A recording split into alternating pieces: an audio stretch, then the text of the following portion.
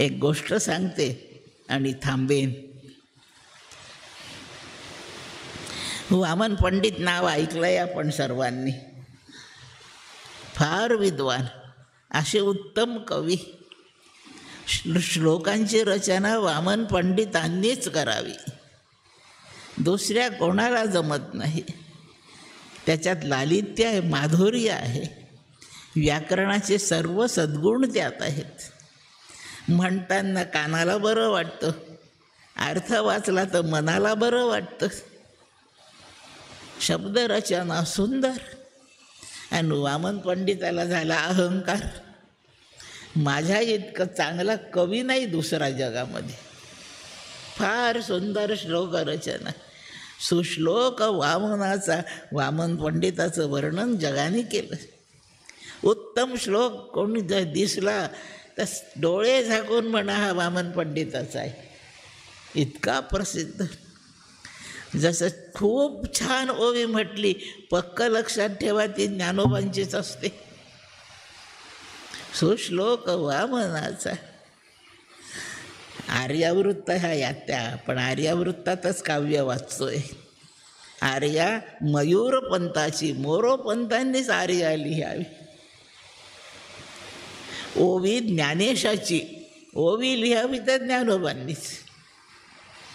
अभंगवाणी तुकयाची, अभंग तुकोबानीच लिहावे. याचा अर्थ दुसऱ्यांनी लिहू नये असा नाही याच्यात उपदेश. फार चांगलं निर्दोष काव्य, अभंग काव्य निर्दोष तुकोबाचं, निर्दोष ओवी ज्ञानोबाची, निर्दोष आर्या मोरोपंताची, आणि निर्दोष श्लोक वामन पंडिताचा. वामन पंडिताला झाला अहंकार, माझ्यासारखं कोणही जगामध्ये. या अहंकाराने ते सतत व्यापलेले.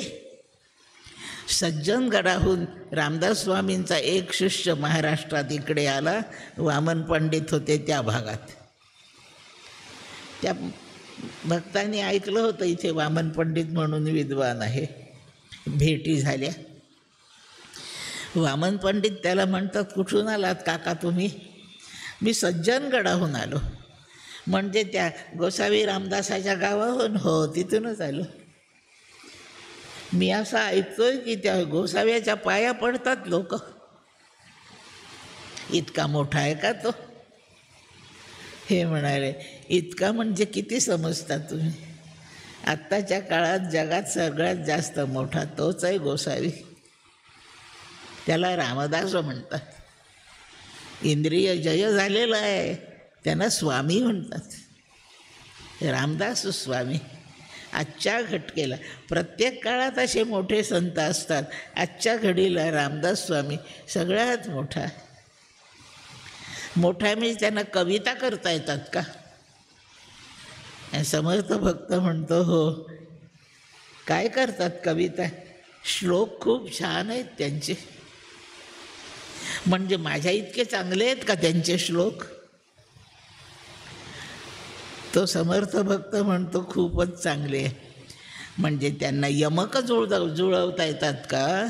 यमक म्हणजे श्लोकाच्या प्रत्येक ओळीचे शेवटचे अक्षर सारखे सारखे येणे, त्याला यमक म्हणतात. हो, त्यांचे श्लोक फार चांगले. मग शेवटचं एक एक अक्षर सारखं येतं का दोन दोन अक्षरं सारखे येतात? वामन पंडित म्हणाले, मी सांगतो ना यमक कसं असतंय. वनी खेळती बाळते बल्लवाचे, तुरे खोविती मस्तकी पल्लवाचे, फुलांचे गळा घालिती दिव्यहार, स्वनाथा सवेते करीती विहार. फार उत्तम रचना आहे.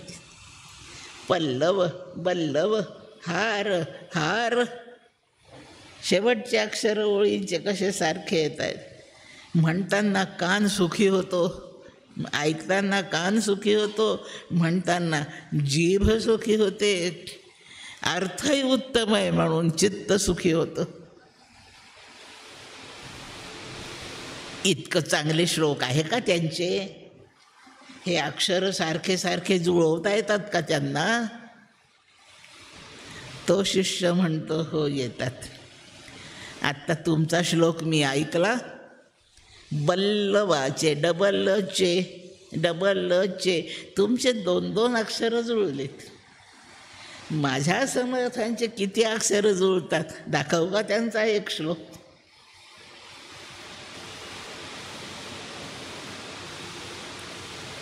दाखव ना, कोणता श्लोक आहे म्हण ना. आणि तो समर्थ शिष्य म्हणतोय,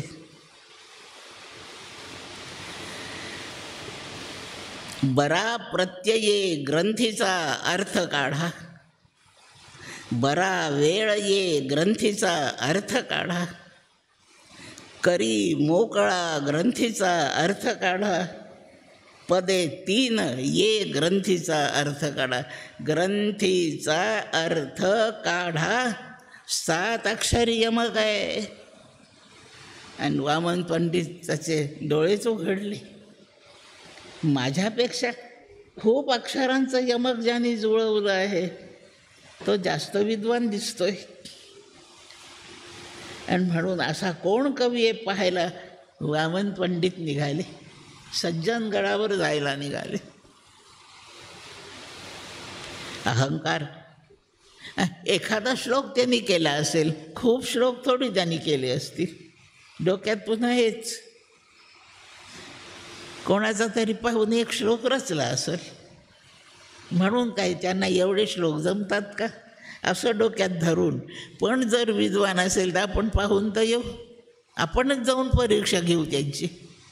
वामन पंडित निघाले. पायी प्रवास आहे, सज्जनगडापर्यंत जायला थोडंसं अरण्य आहे मध्ये, अरण्यातून पायी जायचं आहे. दाट झाडी आहे, त्या झाडीच्या मध्यभागाशी हे पोहोचले वामन पंडित. आणि कोणीतरी 2 जण बोलतायत असं यांना ऐकू आलं. इकडे इकडे पाहिलं, कोणी 2 माणसं उभे दिसले नाहीत, पण माणसंच बोलतायत. कुठं बसले असतील, कोण 2 आहेत. त्यांनी इकडे इकडे पाहिलं, कानोसा घेतला, आवाजाच्या दिशेने पाहिलं. एका झाडावरून वामन पंडिताला आवाज ऐकू येत होता. म्हणजे झाडावर कोणी बसलं आहे वाटतं.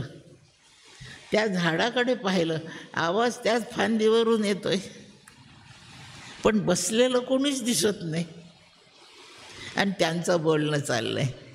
झाडावर बसलेले, लोकांना न दिसणारे असे ते 2 काय बोलतायत, वामन पंडित ऐकतायत. त्यातला एक जण दुसऱ्याला म्हणतोय, अरे तू त्या फांदीवर का बसला?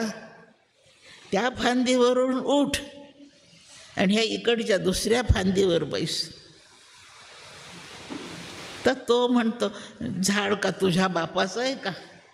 मी कोणत्याही फांदीवर बसेन, नाही उठत इथून मी. तो पहिला म्हणतो, नाही असं नको हट्ट करू, त्या फांदीवरून तू उठ, माझ्या सुखाचा सल्ला आहे. नाही उठणार, तुला उठलंच पाहिजे. काय कारण आहे? ही जी फांदी तू बसलाय ही कोणातरी दुसऱ्यासाठी रिझर्व केलेली आहे. कोणाच्या रिझर्व सीटवर बसू नये आपण, सरळ नीती नाही का?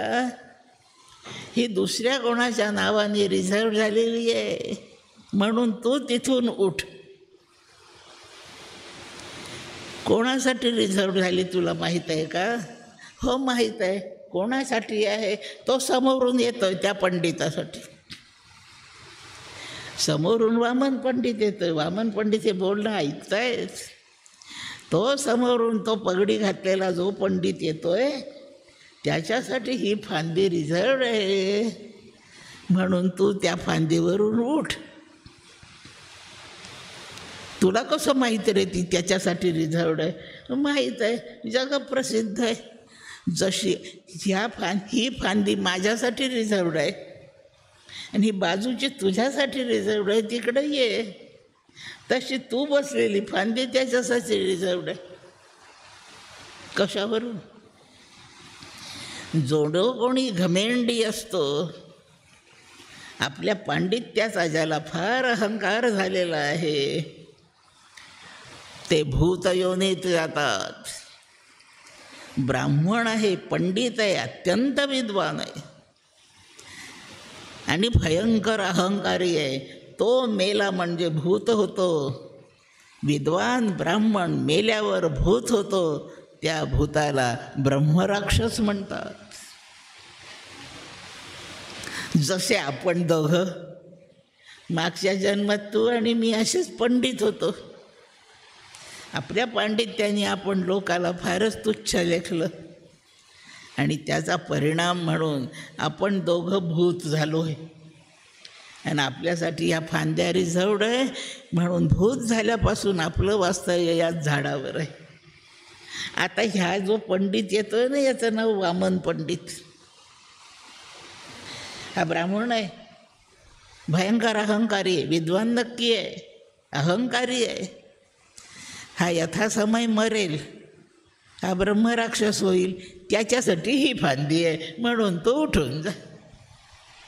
एवढं सगळं वामन पंडितांनी ऐकलं.